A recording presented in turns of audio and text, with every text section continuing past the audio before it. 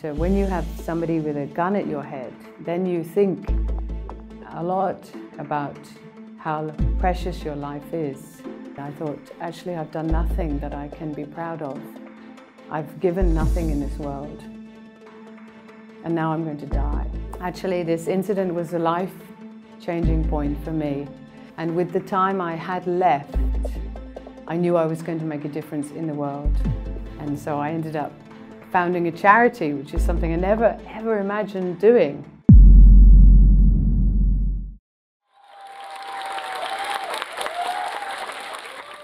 Oh, hello, my name is Emma Slade, and I'm the author of a book called Set Free, which is about my journey to becoming a Buddhist nun in the Himalayan kingdom of Bhutan, and the charity that I founded there for special needs children.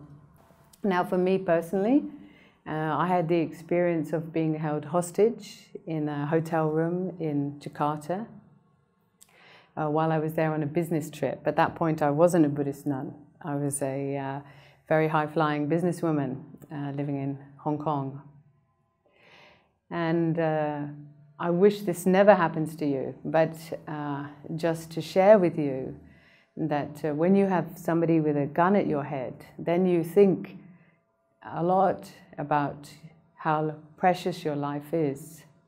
And you really know that it is impermanent, because I didn't expect to survive this incident. I thought I would die. And so I hope you don't need to come to this understanding through somebody putting a gun at your head. But from my experience, I realized that I wish to live, and that I wish to live and do something meaningful in the world.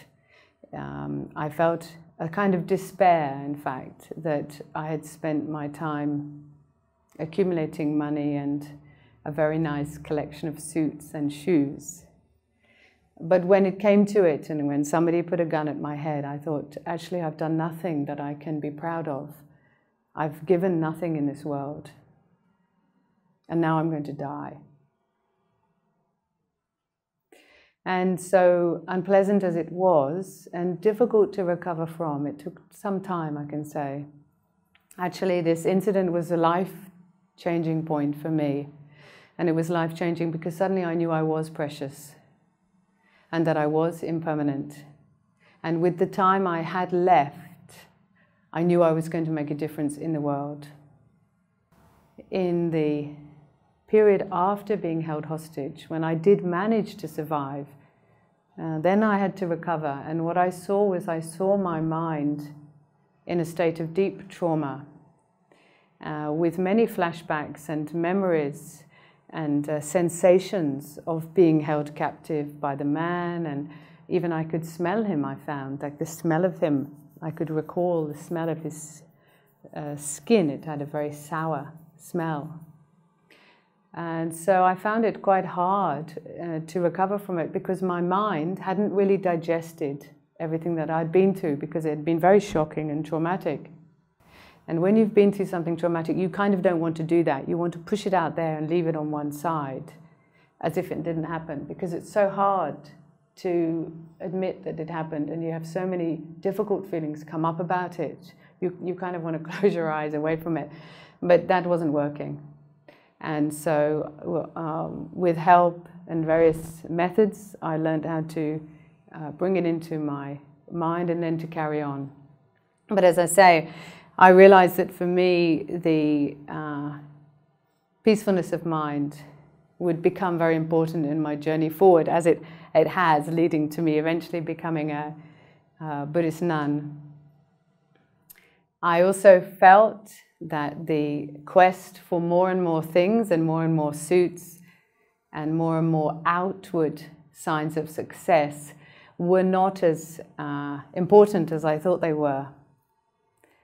In fact, I began to realize that happiness and contentment and a peacefulness of mind actually comes from the precise opposite, which is the capacity to say, I have enough, because there's a freedom there.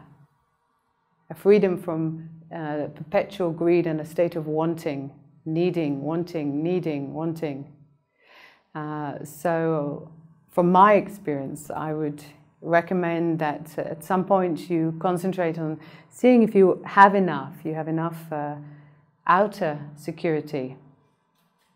And then your mind can be free, and the energy taken up by wanting can be used for something else. In fact, opportunities for happiness surround us at every moment of the day.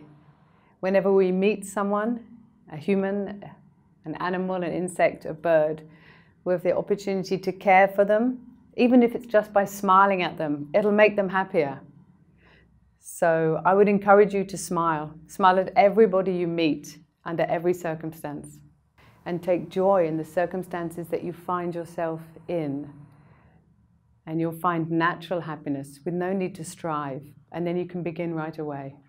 The jump between your own happiness and unlimited happiness comes from linking your identity and your purpose with a wider purpose. And it's like linking your, it's a bit like linking your stomach with your heart, you know? So then when we link our purpose with greater happiness, then we're in a state of unlimited happiness and permanent happiness. But we do need these building blocks. It's really inappropriate to tell somebody who hasn't got a roof over their head and is struggling to feed their family to be happy, because they may be having a very great deal of difficulty. The amazing thing about the world now is that there are quite a few people who have their physical needs met, who have emotional support, who know who they are and have a lot of energy and give to the world. They just need the courage to jump to their heart and really put it into action for the benefit of all. And what's important to us and what we want to do with our lives, we gain those insights usually either from experiencing difficulty ourselves or witnessing the difficulty of the human condition. You may not be able to see the insight and the wisdom immediately after the difficulty, but once you've recovered, it's worth looking back and calmly reflecting, did I actually learn anything from that? Because then you can transform the difficulty into wisdom. And then you're free to face any circumstance. So I would urge you, once you have realized the link between your own happiness and peacefulness and the way it comes from helping others, I would urge you to have courage and do something to help in this world. Tell us what you think about this video and don't forget to like, share and subscribe.